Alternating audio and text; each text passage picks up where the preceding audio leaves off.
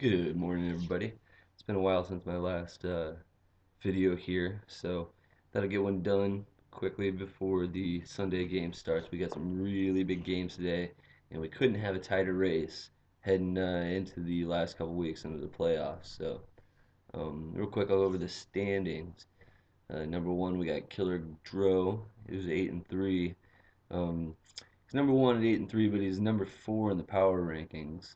Uh, he's been pretty lucky so far. So he needs one win to clinch his division, the Central Division. This is also 2 years in a row that I've made a good pick for my number one preseason ranking. Killer Dro, if he makes that happen, make me look good. Anyway, number two, we got 400-pound Gorillas leading the East. 7-4. He's beat Benny and the Jets, so he's got the tiebreaker there for the bye spot. Um, he also just needs one win to clinch. B&J also at 7-4 can clinch with a win versus Paco this weekend. All right, he comes in three. He's actually number one in the power rankings. So Paco comes in number four. He is 6-5 and he leads the King of the Jungle by 130 points. These guys haven't played each other this year, so there's no head-to-head matchup to go off of. So, um, King of the Jungle also 6-5. Interesting thing about King of the Jungle is he's beat Killer Dro twice. Killer Dro's lost 3 games, one to Benny the Jets and two to King of the Jungle. So, if by some chance Killer Dro loses King of the Jungle wins two, they end up tied. KOJ gets the division. So coming to sixth place, we got a quagmire five-way tie at sixth place at 5-6. Um, so let me just read these off: Tebow Magic, Worldly Warriors, New York Seahawks, Forbin Fighters, and Puff and Pass in order of the power rankings. Um, all these teams got to win two in a row to to get where they want to go. There's a possibility of maybe two teams getting in from this group, but it depends on the play of the 6 and 5 teams. So um, anyway, if you're in this group, good luck. You got some work to do. So I put a poll in on the website there, a new poll. Which team will make it? Which 5-6 team will make it in the playoffs? Go ahead and vote in that poll if you haven't already. Try not to vote for yourself. Um, So I touched on this earlier. Luckiest and unluckiest teams. I started looking at points for and points against this point in the season, and came up with who's been lucky, who's been unlucky. And the unluckiest team by a mile is the Organados. Clayton has 1,784 points for. It puts him in seventh place, kind of right in that quagmire there at the 5-6.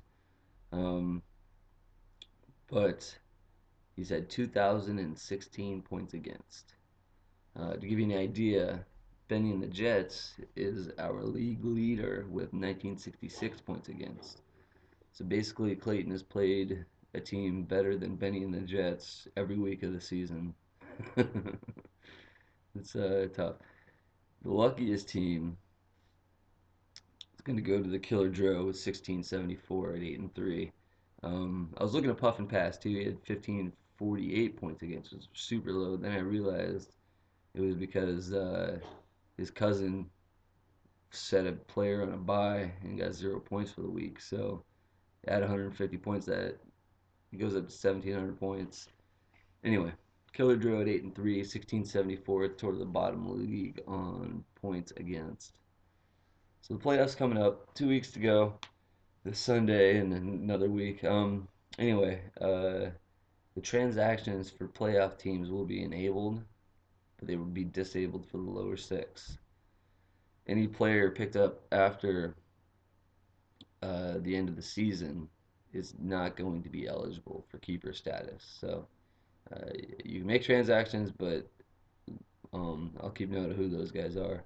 So we get great matchups this week. Everybody's got division matchups going, and all but one matchup is relevant. Cases playing Organados, and that that one kind of anyway.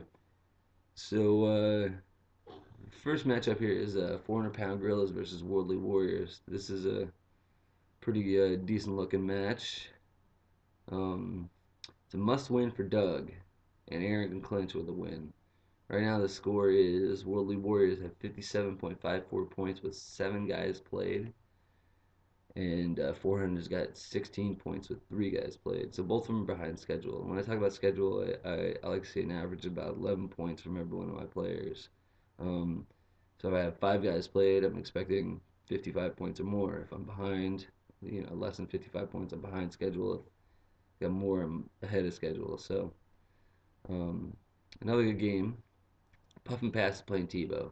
It's gonna be tough. Both of these teams are 5 and 6 in the middle of that quagmire.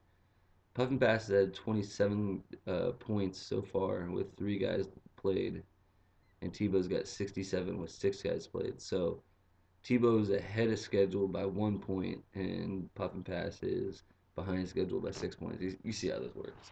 Do a little math. So, yeah, both those teams got to win. B&J playing Paco this week. Good match. I'd like to put this one to bed right here and just knock Paco right out of it. This guy, he hung on to my baseball league, ended up running off like 6 in a row and winning the thing. So yeah. B&J can clinch with a win. Paco is at 5 and 6. He needs a win. Paco right now has 25 points for 4 players, so he's behind schedule. Um, B&J is 18 points for 2 players, so he's a little behind schedule as well, but not that much. King of the Jungle is uh, King of the Jungle is playing New York Seahawks this week. Seahawks right now is at 41 points for 5 players, and King of the Jungle is at 8 points for 2 players. So both these guys are a little behind. So funny thing about Thursday was there wasn't that many fantasy points scored across the board. You can see like all these teams here that had players going, they're all of them behind schedule. So got one last one here. Just gotta look it up real quick because I forgot to write it down. We had Fortin's Fighters playing Killer Dro. It's all the way at the bottom. So Forbin Spiders at 33 points for 4 guys played. Killer Joe had a lot of guys going Thursday. 1, 2, 3, 4, 5, 6, 7. He had 7 guys go and he's at 74 points. So he's just 3 points behind schedule.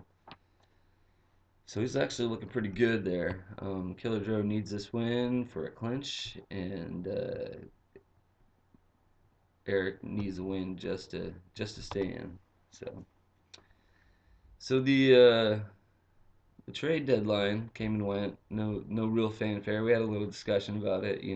I thought Paco kind of should have worked a little harder or been a little more receptive to other people to get a trade done because he's got that guy somehow just hit with freaking every freaking guy he touched after this 17th round and all the free agents he's picked up have turned into gold. So. Uh, I thought he should have tried to get an ace player for a couple of these keepers. So anyway, looked over the trades. I found the trade that I like the most, and I didn't like it when it first happened. I thought this guy Laurent Robinson was a flash in the pan. He only got a few looks because the other boys are injured. Well, little did I know the other boy was going to stay injured, and Laurent Robinson scored a touchdown in the last 5 games. So Laurent Robinson and Jared Cook, Puff and Pass got those guys, and Ryan Grant and Tony Gonzalez is who he traded away to his cousin. So that was in hindsight, it was a good trade for Clive anyway. Anyway, you guys, good luck today. You got 15 minutes to kick off. Have a nice day. Talk to you later.